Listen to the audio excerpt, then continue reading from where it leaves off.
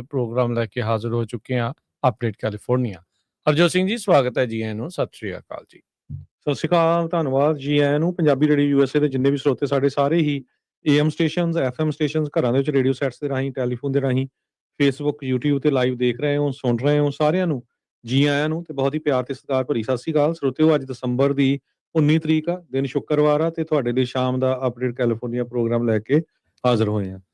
ਸਾਡੇ ਅੱਜ ਦੇ ਇਸ ਅਪਡੇਟ ਕੈਲੀਫੋਰਨੀਆ ਨੂੰ ਸਪਾਂਸਰ ਕਰਦੇ ਨੇ ਖਾਲਸਾ ਇੰਸ਼ੋਰੈਂਸ ਏਜੰਸੀ, ਜਿਨ੍ਹਾਂ ਦੇ ਕੋਲੋਂ ਹਰ ਇੱਕ ਤਰੀਕੇ ਦੇ ਇੰਸ਼ੋਰੈਂਸ ਕਰਵਾ ਸਕਦੇ ਹੋ। ਇੰਸ਼ੋਰੈਂਸ ਬਾਰੇ ਪਤਾ ਕਰਨ ਲਈ ਕਾਲ 408 272 2500। ਟਿਰਕੀਆਣਾ ਇਮੀਗ੍ਰੇਸ਼ਨ ਲਾ ਫਰਮ, US ਇਮੀਗ੍ਰੇਸ਼ਨ ਦਾ ਹੋਵੇ ਕਿਸੇ ਵੀ ਤਰੀਕੇ ਦਾ ਕੰਮ, ਕਾਲ ਅਟਰਨੀ ਜੇ ਟਿਰਕੀਆਣਾ 415 909 0503 ਦੇ ਉੱਤੇ। Gurbachan Singh Nagra, Sacramento, Kulwant Singh, Jaspal Kaur Johal, Satnam Singh Tatla Yuba City, Gurdev Singh Sohal, Baljinder Singh, Rashpal Kaur Johal Antelope, Jaswinder Singh Nagra Roseville, Avtar Singh Manzil Clovis, Joga Singh Pawar Orangevale, Sarabjit Singh Dhoot Yuba City, Paramjit Singh Dakha Berkeley, Gurnek Singh Bagri Fresno. ਇਹਨਾਂ ਸਾਰਿਆਂ ਦਾ ਧੰਨਵਾਦ। ਜੇਕਰ ਤੁਸੀਂ ਵੀ ਇਸ ਪ੍ਰੋਗਰਾਮ ਨੂੰ ਸਪਾਂਸਰ ਕਰਨਾ ਚਾਹੁੰਦੇ ਹੋ, ਸੰਪਰਕ ਕਰ ਸਕਦੇ ਹੋ 408 722 7698 ਦੇ ਉੱਤੇ। ਅੱਜ ਦੀਆਂ ਖਬਰਾਂ ਵੱਲ ਚੱਲੀਏ ਤੇ ਜਿਸ ਤਰ੍ਹਾਂ ਤੁਹਾਨੂੰ ਦੱਸਿਆ ਸੀ ਸਵੇਰੇ ਪਈ ਐਪਸਟੀਨ ਫਾਈਲਸ ਅੱਜ ਰਾਤ ਨੂੰ 12 ਵਜੇ ਤੋਂ ਪਹਿਲਾਂ ਜਸਟਿਸ ਡਿਪਾਰਟਮੈਂਟ ਨੂੰ ਜਿਹੜੀਆਂ ਆ ਉਹ ਦੇਣੀਆਂ ਪੈਣੀਆਂ ਹੈਗੀਆਂ। ਸੋ ਉਹਨਾਂ ਨੇ ਕੁਛ ਕੁ ਫਾਈਲ ਦਿੱਤੀਆਂ, ਕੁਛ ਜਿਹੜੇ ਡਾਕੂਮੈਂਟਸ ਹੈਗੇ ਆ ਉਹ ਹਜੇ ਵੀ ਰੱਖ ਲਏ ਹੈਗੇ ਆ, ਹੋਲਡ ਬੈਕ ਕਰ ਲਏ ਆ। ਸੋ ਉਹਨਾਂ ਨੂੰ ਲੈ ਕੇ ਕਾਫੀ ਜਿਹੜਾ ਰੌਲਾ ਰੱਪਾ ਇਸ ਟਾਈਮ ਦੇ ਉੱਤੇ ਚੱਲ ਰਿਹਾ ਹੈਗਾ ਜੀ। ਤੇ ਇਹਨਾਂ ਫਾਈਲਸ ਦੇ ਵਿੱਚ ਫੋਟੋਆਂ ਵੀ ਰਿਲੀਜ਼ ਹੋਈਆਂ, ਬਿਲ ਕਲਿੰਟਨ ਹੋਣਾ ਦੀ, ਹੋਰ ਕਈਆਂ ਦੀਆਂ ਜਿਹੜੀਆਂ ਫੋਟੋਜ਼ ਆ ਉਹ ਦੇਖ ਸਕਦੇ ਹੈਗੇ। 33,000 ਪੇਜਸ ਜਿਹੜੇ ਆ ਉਹ ਪਹਿਲਾਂ ਰਿਲੀਜ਼ ਕੀਤੇ ਗਏ ਸੀ। ਹੁਣ ਉਸ ਤੋਂ ਬਾਅਦ ਜਿਹੜੇ ਆ ਬਾਕੀ ਦੇ ਜਿਹੜੇ ਪੇਜ ਆ ਉਹ ਰਿਲੀਜ਼ ਕੀਤੇ ਗਏ ਹੈਗੇ ਆ। ਜੀ। ਸੋ ਡੈਮੋਕ੍ਰੇਟਸ ਆ ਉਹ ਕਹਿੰਦੇ ਵੀ ਅਸੀਂ ਫਾਈਟ ਬੈਕ ਕਰਾਂਗੇ। ਵੱਖ-ਵੱਖ ਥਾਂ ਦੇ ਉੱਤੇ ਕਹਿ ਰਹੇ ਵੀ ਟਰੰਪ ਹੋਣੀ ਇੱਕ ਵਾਰੀ ਫੇਰ ਖੁਦ ਕਾਨੂੰਨ ਨੂੰ ਤੋੜ ਰਹੇ ਆ, ਦੇ ਆਰ ਬ੍ਰੇਕਿੰਗ ਦਾ ਲਾ, ਕਿਉਂਕਿ ਕਹਿੰਦੇ ਆਪ ਉਹਨਾਂ ਨੇ ਸਾਈਨ ਕੀਤੇ ਇਸ ਬਿੱਲ ਦੇ ਉੱਤੇ। 30 ਦਿਨ ਦਾ ਵਕਤ ਸੀਗਾ ਤੇ ਉਹ ਹੁਣ ਪੂਰਾ ਹੋ ਚੁੱਕਾ ਤੇ ਅੱਧੀਆਂ ਪਤਾ ਨਹੀਂ ਅੱਧੀਆਂ ਕੀਤੀਆਂ ਕਿੰਨੀਆਂ ਕੀਤੀਆਂ, ਕੁਛ ਫਾਈਲਸ ਫਿਰ ਜਿਹੜੀਆਂ ਉਹ ਰੱਖ ਲਈਆਂ ਗਈਆਂ ਹੈਗੀਆਂ। ਸੋ 33,000 ਪੇਜ ਦੇ ਰੈਕਟਸ ਆ 2 ਸਤੰਬਰ ਨੂੰ ਜਿਹੜੀ ਇੱਕ ਕਮੇਟੀ ਆ ਉਹਨਾਂ ਨੇ ਰਿਲੀਜ਼ ਕੀਤੇ ਸੀਗੇ। ਸੋ ਇਹ ਸਾਰੀਆਂ ਚੀਜ਼ਾਂ ਸਾਹਮਣੇ ਆਈਆਂ ਆ। ਸੋ ਕਹਿੰਦੇ ਵੀ ਉਹਨਾਂ ਦੇ ਵਿੱਚ CBP ਦੇ ਦੁਆਰਾ ਕੋਈ ਫਲਾਈਟ ਲੌਗਸ ਵੀ ਨਾਲ ਦੇ ਨਾਲ ਜਿਹੜੇ ਉਹ ਸੀਗੇ। ਸੋ ਇਹ ਹੁਣ ਜਿਹੜਾ ਹਰਜੋਤ ਸਿੰਘ ਜੀ ਮਸਲਾ ਜਿਹੜਾ ਉਹ ਫਿਰ ਰੌਲੇ ਰੱਪੇ ਵਾਲਾ ਜਿਹੜਾ ਉਹ ਬਣ ਗਿਆ ਆ।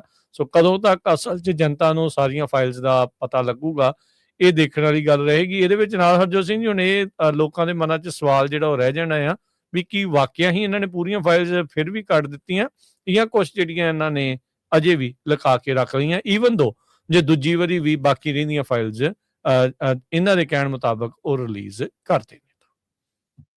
ਜੀ, ਅਗਲੀ ਖਬਰ ਵੱਲ ਚੱਲੀਏ ਤੇ US ਨੇ ਅੱਜ ਆਈਸਿਸ ਦੇ ਜਿਹੜੇ ਟਾਰਗੇਟਸ ਆ ਸੀਰੀਆ ਦੇ ਵਿੱਚ ਉਹ ਕੀਤੇ ਹੈਗੇ ਆ। 2 ਫੌਜੀਆਂ ਨੂੰ, ਅਮਰੀਕਨ ਫੌਜੀਆਂ ਨੂੰ ISIS ਦੇ ਜਿਹੜੇ ਅੱਤਵਾਦੀ ਆ ਉਹਨਾਂ ਨੇ ਗੋਲੀਆਂ ਦੇ ਨਾਲ ਮਾਰਿਆ ਸੀ ਤੇ ਪ੍ਰੈਜ਼ੀਡੈਂਟ ਟਰੰਪ ਉਹਨਾਂ ਨੇ ਇਹ ਕਿਹਾ ਸੀ ਵੀ ਅਸੀਂ ਇਹਦਾ ਜਿਹੜਾ ਬਦਲਾ ਆ ਪੂਰਾ ਲਵਾਂਗੇ। ਸੋ ਅੱਜ ਇਹ ਰਿਪੋਰਟ ਆ ਰਹੀ ਆ CNN ਦੇ ਮੁਤਾਬਕ ਵੀ US ਏਅਰ ਸਟ੍ਰਾਈਕ ਕੰਡਕਟ ਕਰ ਰਿਹਾ ਅਗੇਂਸਟ ISIS ਟਾਰਗੇਟਸ ਤੇ ਸੀਰੀਆ ਦੇ ਵਿੱਚ।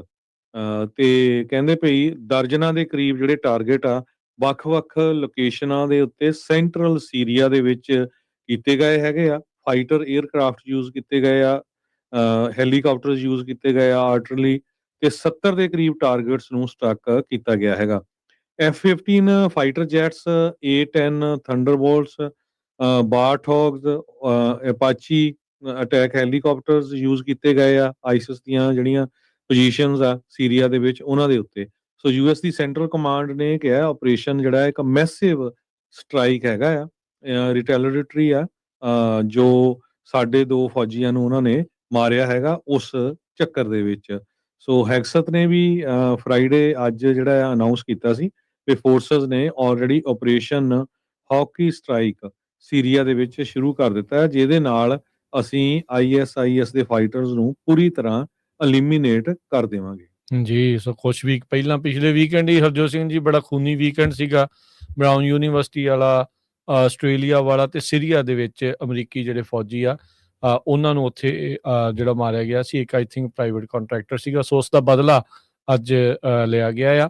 ਕੱਲ੍ਹ ਰਾਸ਼ਟਰਪਤੀ ਟਰੰਪ ਖੁਦ ਉਸ ਜਹਾਜ਼ ਨੂੰ ਕਹਿ ਸਕਦੇ ਵੀ ਰਿਸੀਵ ਕਰਨ ਦੇ ਲਈ ਪਹੁੰਚੇ ਸੀ, ਜਿਨ੍ਹਾਂ ਦੇ ਵਿੱਚ ਇਹਨਾਂ ਦੀਆਂ ਦੇਹਾਂ, ਜਿਹੜੇ 2 ਮਾਰੇ ਗਏ ਆ ਸੀਰੀਆ ਦੇ ਵਿੱਚ ਫੌਜੀ ਆ, ਉਹਨਾਂ ਨੂੰ ਲਿਆਂਦਾ ਜਿਹੜਾ ਉਹ ਗਿਆ ਸੀ। ਕਿਹਾ ਜਾ ਰਿਹਾ ਸੀਗਾ ਵੀ ਰਾਸ਼ਟਰਪਤੀ ਟਰੰਪ ਹੁਣਾਂ ਨੇ ਇਸ ਭਾਵਨਾ ਦੇ ਨਾਲ ਪ੍ਰੋਟੋਕਾਲ ਬ੍ਰੇਕ ਕਰਦੇ ਹੋਏ ਖੁਦ ਰਾਸ਼ਟਰਪਤੀ ਉਹਨਾਂ ਦੀਆਂ ਜਿਹੜੇ ਬੜੇ ਸਨਮਾਨ ਦੇ ਨਾਲ ਉਹਨਾਂ ਦੀਆਂ ਜਿਹੜੀਆਂ ਆ ਲਾਸਟ ਜਿਹੜੀ ਬਾਡੀ ਆ ਉਹਨਾਂ ਨੂੰ ਉੱਥੇ ਲੈਣ ਗਏ ਹੋਏ ਸੀਗੇ।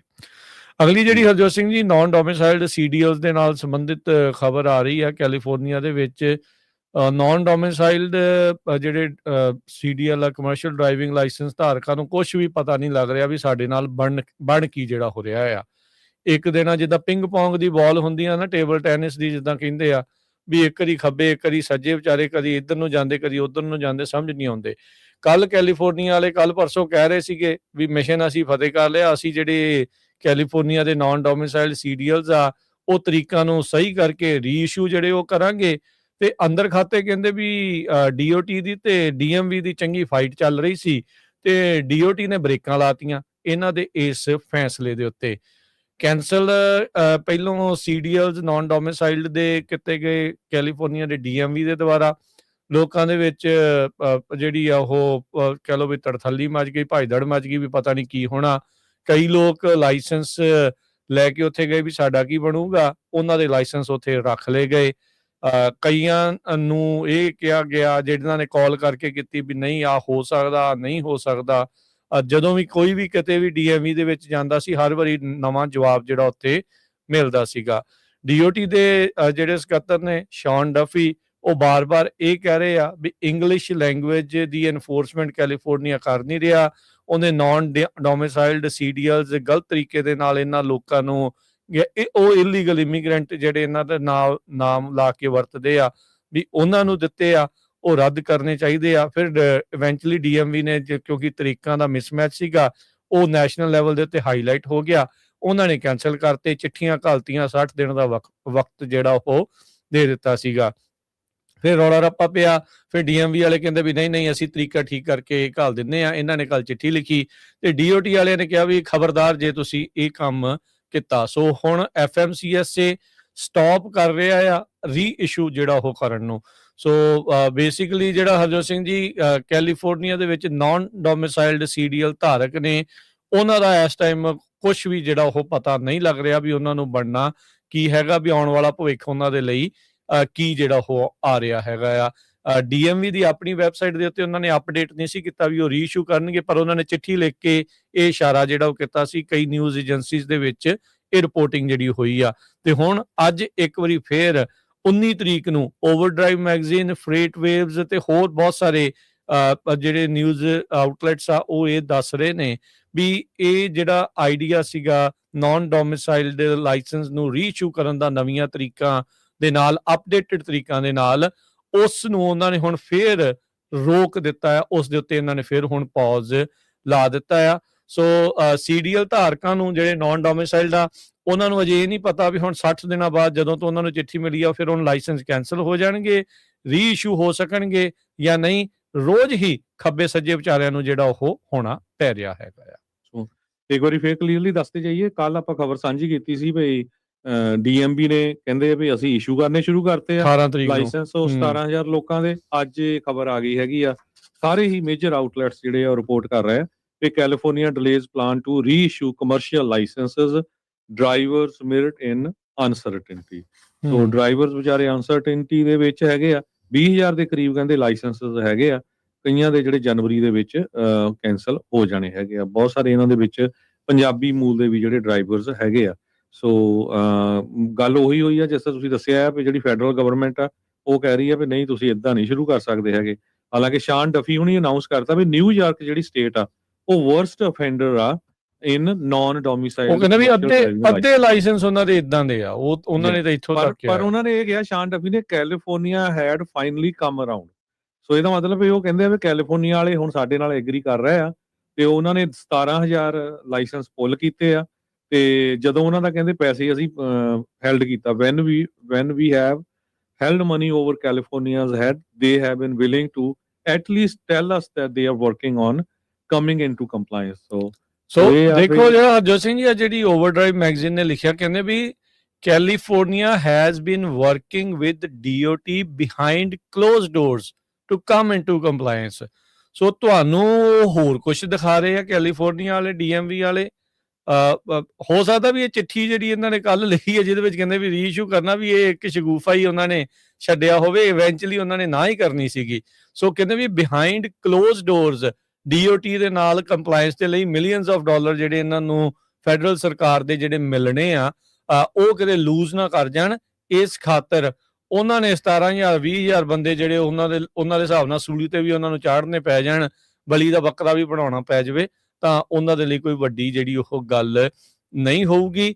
ਪਹਿਲੋਂ ਕੱਲ ਰਿਫਿਊਜ਼ ਕਰ ਰਹੇ ਸੀਗੇ ਰਿਵੋਕ ਕਰਨ ਤੋਂ, ਤੇ ਅੱਜ ਉਹ ਜਿਹੜਾ ਰਿਫਿਊਜ਼ ਦੇ ਉੱਤੇ ਰਿਫਿਊਜ਼ ਹੋ ਗਿਆ। ਸੋ ਦੇ just too much going on. ਹੁਣ ਇਹ ਤਾਂ ਵਕਤ ਹੀ ਜਿਹੜਾ ਹਰਜੋਤ ਸਿੰਘ ਜੀ ਇਸ ਦਾ ਨਤਾਰਾ ਕਰੂਗਾ ਵੀ ਆਉਂਦੇ ਸਮੇਂ ਦੇ ਵਿੱਚ ਕਲੀਅਰਲੀ ਕੀ ਪਾਲਿਸੀ ਆਉਂਦੀ ਆ। ਪਰ ਇਹ ਆ ਵੀ ਰੋਜ਼ ਲੋਕਾਂ ਦੇ ਮਨਾਂ ਦੇ ਵਿੱਚ ਬੜੇ ਉਤਾਰ ਚੜਾਵ ਜਿਹੜੇ ਆ ਉਹ ਵਲਵਲਿਆਂ ਦੇ ਜਿਹੜੇ ਉਹ ਇਸ ਟਾਈਮ ਇਹਨਾਂ ਫੈਸਲਿਆਂ ਦੇ ਕਰਕੇ ਲਗਾਤਾਰ ਆ ਰਹੇ ਨੇ। ਜੀ ਬਿਲਕੁਲ। ਕਹਿੰਦੇ ਵੀ ਨਵਾਂ ਫੈਡਰਲ ਅਲਰਟ ਵਾਰਨਿੰਗ ਦੇ ਰਿਹਾ 132 ਸਕੂਲ ਤੇ ਕਾਲਜਸ ਕੈਲੀਫੋਰਨੀਆ ਦੇ ਵਿੱਚ ਜਿਹੜੇ ਲੋਅਰ ਅਰਨਿੰਗ ਪ੍ਰੋਡਿਊਸ ਕਰ ਰਹੇ ਹੈਗੇ ਆ।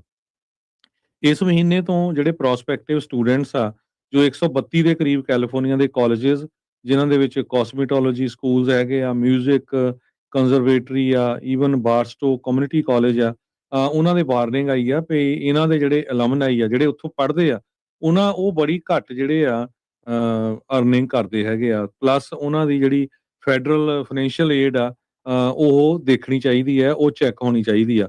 ਟੋਟਲ 1365 ਦੇ ਕਰੀਬ ਨੇਸ਼ਨ ਵਾਈਡ ਜਿਹੜੇ ਸਕੂਲ ਕਾਲਜਸ ਹੈਗੇ ਆ ਜਿਨ੍ਹਾਂ ਦੇ ਟਿਪੀਕਲ ਗ੍ਰੈਜੂਏਟਸ ਜਿਹੜੇ ਆ 4 ਸਾਲਾਂ ਦੀ ਡਿਗਰੀ ਦੇ ਸਟੱਡੀ ਕਰਨ ਤੋਂ ਬਾਅਦ ਉਹਨਾਂ ਦੀ ਜਿਹੜਾ ਅਰਨਿੰਗ ਪਾਵਰ ਆ ਉਹ ਬੜੀ ਘੱਟ ਹੈਗੀ ਆ। US ਡਿਪਾਰਟਮੈਂਟ ਆਫ ਐਜੂਕੇਸ਼ਨ ਨੇ ਇੱਕ ਨਵਾਂ ਲੋਅਰ ਅਰਨਿੰਗਸ ਅਲਰਟ ਜਿਹੜਾ ਆ ਉਹ ਜਾਰੀ ਕੀਤਾ ਹੈਗਾ, ਜਿਹਦੇ ਚੋਂ 132 ਕੈਲੀਫੋਰਨੀਆ ਦੇ ਵਿੱਚ ਹੈਗੇ ਆ। ਕਹਿੰਦੇ 80,000 ਤੋਂ ਵੱਧ ਸਟੂਡੈਂਟਸ ਫੈਡਰਲ ਡਾਟਾ ਜਿਹੜਾ ਇਹ ਪਤਾ ਲੱਗਿਆ ਇਹਦੇ ਚ ਐਨਰੋਲਡ ਹੈਗੇ ਆ ਤੇ 277 ਮਿਲੀਅਨ ਉਹ ਪੈਲ ਗ੍ਰਾਂਟਸ ਉਹਨਾਂ ਨੂੰ ਮਿਲਦੀ ਆ ਜਿਹੜੇ ਵਜੀਫੇ ਮਿਲਦੇ ਆ। 314 ਮਿਲੀਅਨ ਡਾਇਰੈਕਟ ਲੋਨ ਲੈਂਦੇ ਹੈਗੇ ਆ। ਇਹ 2024-2025 ਦਾ ਡਾਟਾ ਹੈਗਾ। ਪਰ ਜੇ ਇੰਨਾ ਕੁਛ ਗ੍ਰਾਂਟਸ ਦੇ ਕੇ ਵੀ ਸਟੂਡੈਂਟਸ ਲੋਨ ਲੈ ਕੇ ਵੀ ਜੇ ਉਹ ਉਦਾਂ ਦੀ ਡਿਗਰੀ ਪ੍ਰਾਪਤ ਕਰ ਰਹੇ ਆ ਜਿਹਦੇ ਤੁਹਾਨੂੰ ਕੋਈ ਸੈਲਰੀ ਬੜੀ ਘੱਟ ਆ, ਅਰਨਿੰਗ ਬੜੀ ਘੱਟ ਹੈਗੀ ਆ, ਤੇ ਫਿਰ ਉਹ ਫਾਇਦੇ ਵਾਲੀ ਗੱਲ ਨਹੀਂ ਹੈਗੀ। ਸੋ ਇਹ ਅਲਰਟ ਜਿਹੜਾ ਆ 122 ਫॉर ਪ੍ਰੋਫਿਟ ਇੰਸਟੀਟਿਊਸ਼ਨਸ ਆ ਉਹ ਕੈਲੀਫੋਰਨੀਆ ਦੇ ਵਿੱਚ ਉਹਨਾਂ ਲਈ ਵੀ ਜਾਰੀ ਕੀਤਾ ਗਿਆ ਆ। 5 ਪਬਲਿਕ ਇੰਸਟੀਟਿਊਸ਼ਨਸ ਦੇ ਵਿੱਚ ਇਹ ਅਲਰਟ ਜਾਰੀ ਕੀਤਾ ਗਿਆ ਹੈਗਾ।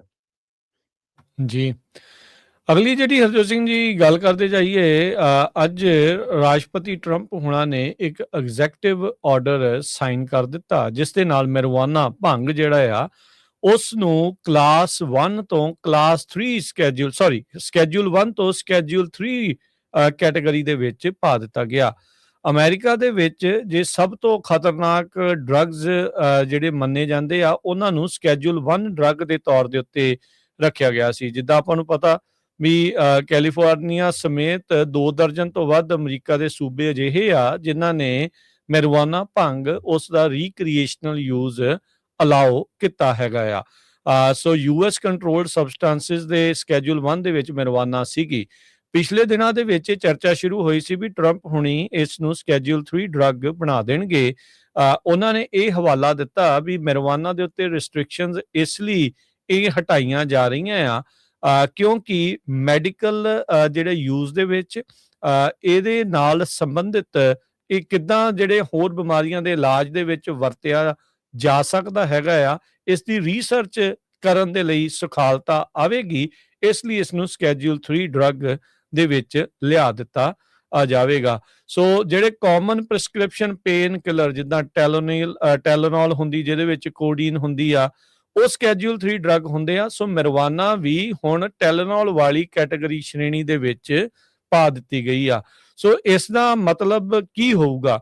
ਵੀ ਕੀ ਅਮਰੀਕਾ ਦੇ ਵਿੱਚ ਫੈਡਰਲ ਤੌਰ ਦੇ ਉੱਤੇ ਆਪਾਂ ਉਸ ਪਾਸੇ ਵੱਲ ਨੂੰ ਵੱਧ ਰਹੇ ਹਾਂ, ਜਿੱਦਾਂ ਕੈਨੇਡਾ ਨੇ ਪੂਰੇ ਫੈਡਰਲ ਪੱਧਰ ਦੇ ਉੱਤੇ ਮੈਰਿਜੁਆਨਾ ਨੂੰ ਲੀਗਲਾਈਜ਼ ਬੇਸਿਕਲੀ ਰੀਕ੍ਰੀਏਸ਼ਨਲ ਤੌਰ ਦੇ ਉੱਤੇ ਜਿਹੜਾ ਉਹ ਕਰ ਦਿੱਤਾ ਹੈਗਾ ਆ। ਸੋ ਕੀ ਇਹ ਪ੍ਰਸਕ੍ਰਾਈਬ ਹੋਊਗੀ ਜਾਂ ਓਵਰ ਦਾ ਕਾਊਂਟਰ ਮਿਲਣ ਲੱਗ ਜੂਗੀ, ਕੀ ਬਣੂਗਾ?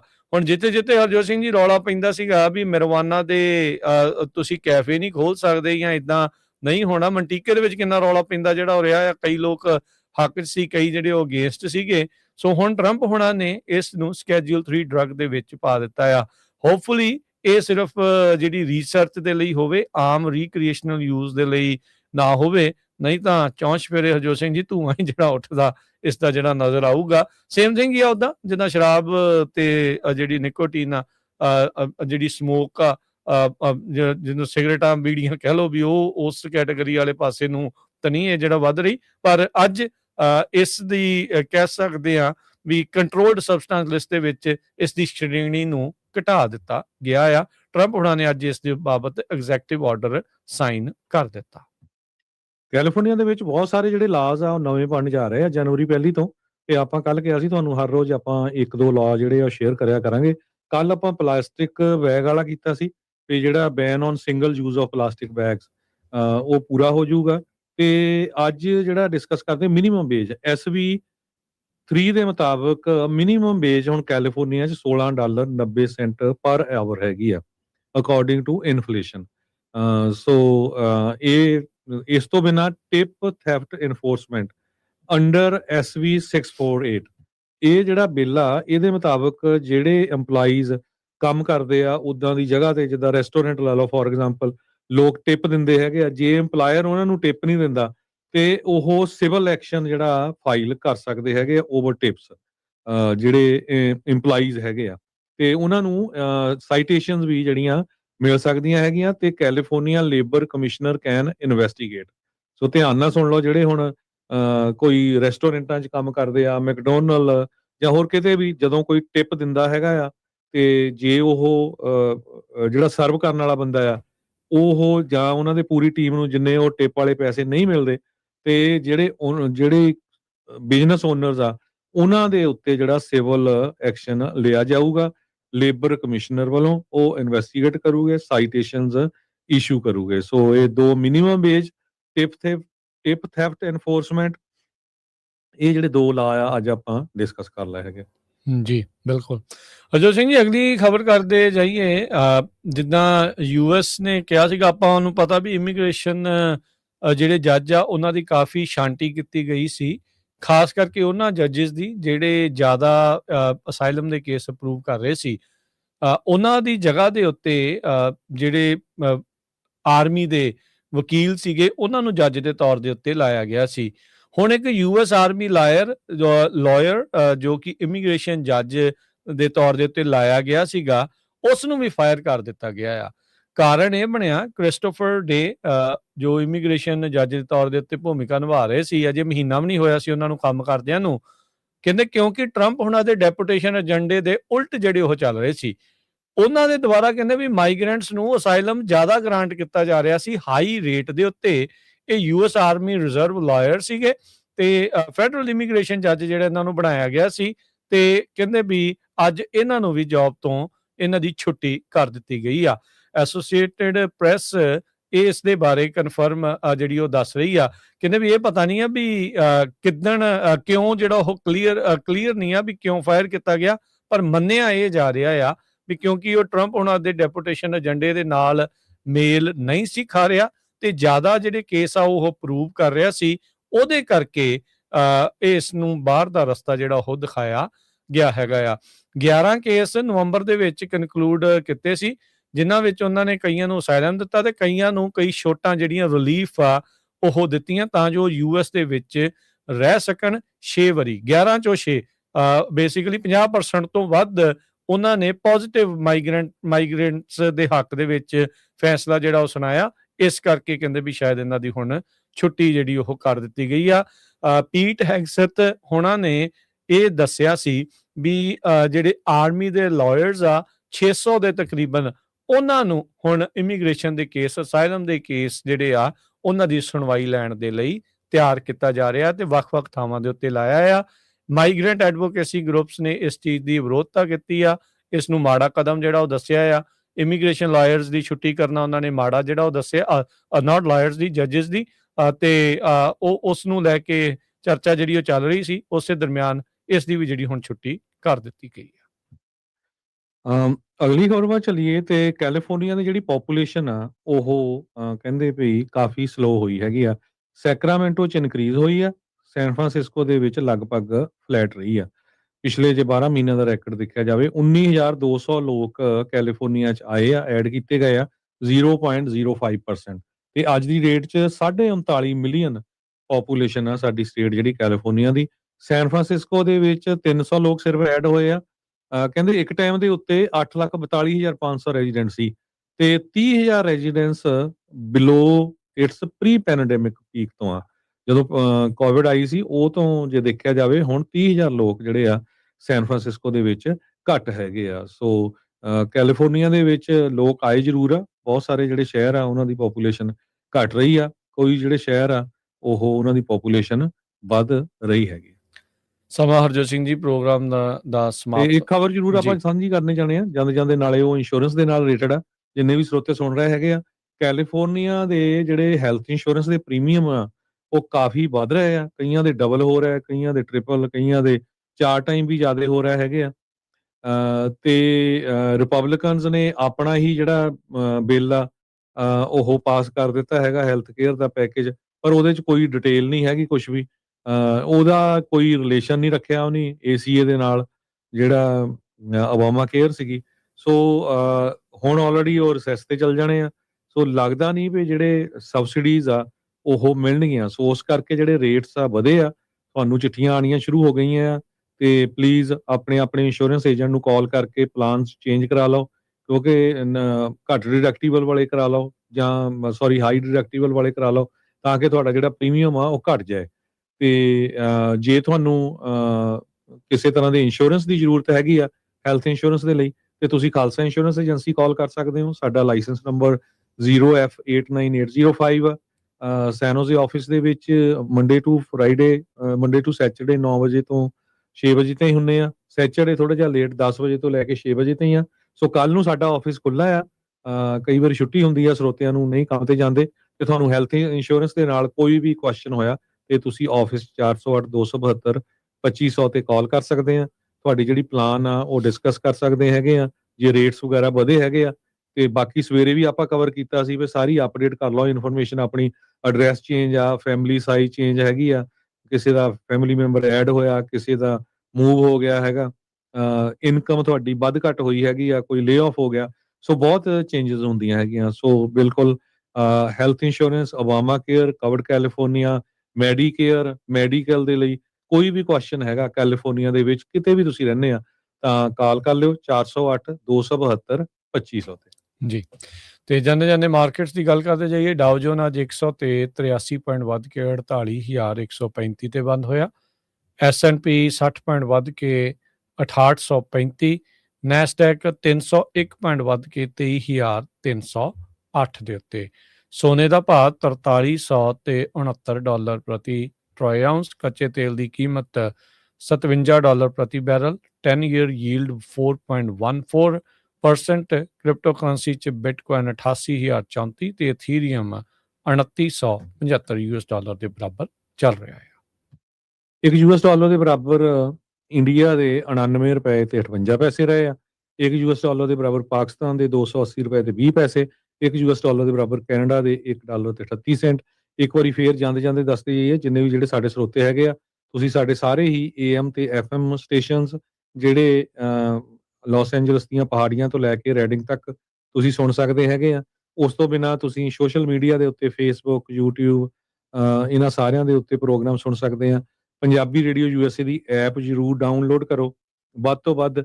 ਬਾਕੀ ਜਿਹੜੇ ਇੰਡੀਆ ਦੇ ਵਿੱਚ ਜਿਹੜੇ ਪੰਜਾਬੀ ਰੇਡੀਓ USA ਦਾ YouTube ਚੈਨਲ ਨਹੀਂ ਦੇਖ ਸਕਦੇ, ਉਹਨਾਂ ਦਾ ਖੁੱਲ੍ਹਦਾ ਨਹੀਂ ਆ, ਉਹ ਪੰਜਾਬੀ TV USA ਦਾ ਜਿਹੜਾ ਚੈਨਲ ਆ ਉੱਥੇ ਤੁਸੀਂ ਪ੍ਰੋਗਰਾਮ ਦੇਖ ਸਕਦੇ ਆ। ਉਹ ਕਾਫੀ ਹੁਣ ਮੈਂ ਦੇਖਦਾ ਵੀ ਸਾਡੇ ਨਾਲ ਜਿਹੜੇ ਸਰੋਤੇ ਉਹ ਜੁੜੇ ਹੈਗੇ ਆ ਉੱਥੋਂ ਵੀ, ਪੰਜਾਬੀ TV USA। ਸੋ ਆਪਣੇ ਰਿਸ਼ਤੇਦਾਰਾਂ ਨੂੰ ਦੱਸ ਸਕਦੇ ਆ ਕੱਲ ਦਾ ਜਿਹੜਾ ਪ੍ਰੋਗਰਾਮ ਬੜਾ ਸਪੈਸ਼ਲ ਪ੍ਰੋਗਰਾਮ ਹੁੰਦਾ ਆ ਅਟਾਰਨੀ ਜੇ ਤਿਰਕੀ ਆਣਾ ਉਹਨਾਂ ਦਾ।